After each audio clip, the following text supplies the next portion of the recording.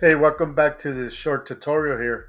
So just for all you cloud admins and Azure admins and myself, so I was tasked to find the cost analysts of the cost the compute charges for our resources, right? And that goes for anybody that uses this student's account, or even if you're at work and they ask you, right? So this is the way we show the cost and also save. That's probably a I'm gonna throw that in on the video because I already have it set up. So let's go in here. I already have it saved as a I pinned it up here, but you can search it up right here on the search bar. So we'll go to cost management. And let's go in here. Okay. All right.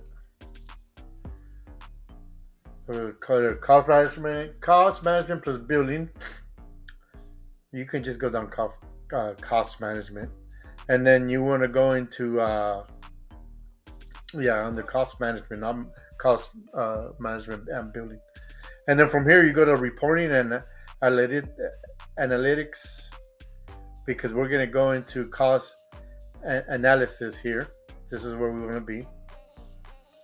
And we want to do a report, right? We want to send them out in Excel.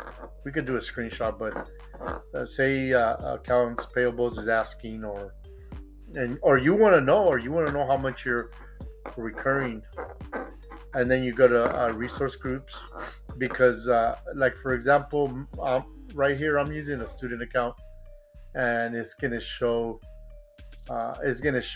Azure for student. Now, if you were at a corporate level, it'll show here the resources. It'll have a resources here, and then under that it'll have your domain.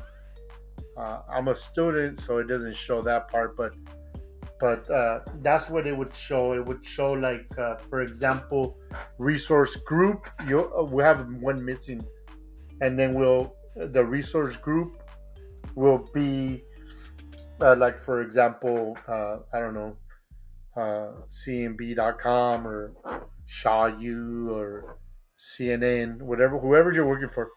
And then here the compute charges are, of course, your VMs. Of course, this VM is low, and that's why I'm gonna tell you how I control my savings here. So it's charging me for two VMs. It's charging me for the disks, for the IPs, public and private IPs. It's charging me for my NSGs. It's charging me for a private. Here's the private IP, right?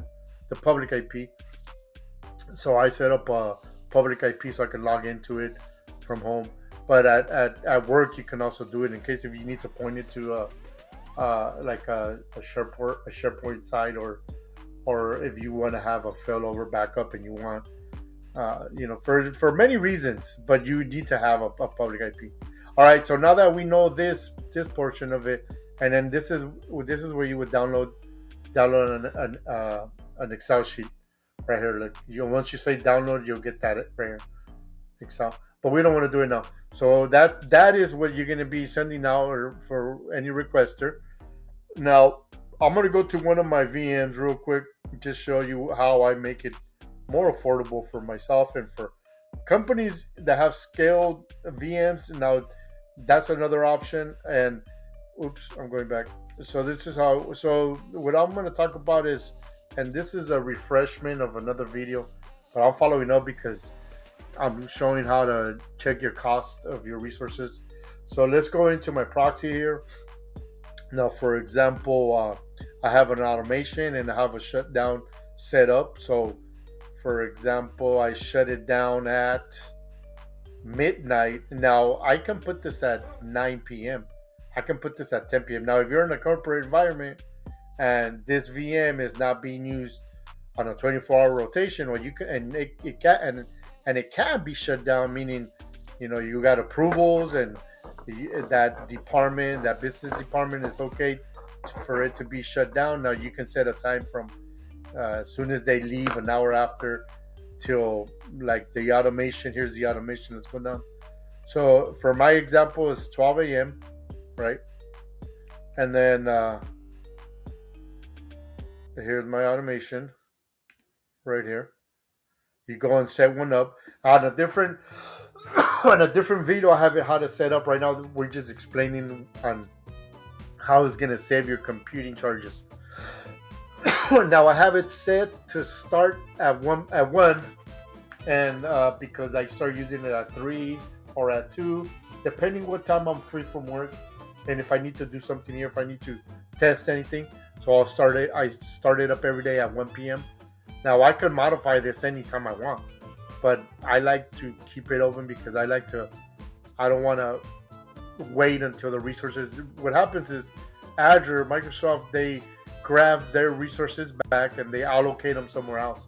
It's a big old share pool and it's being shared. So this turns back on at 1 p.m. and then I can use it.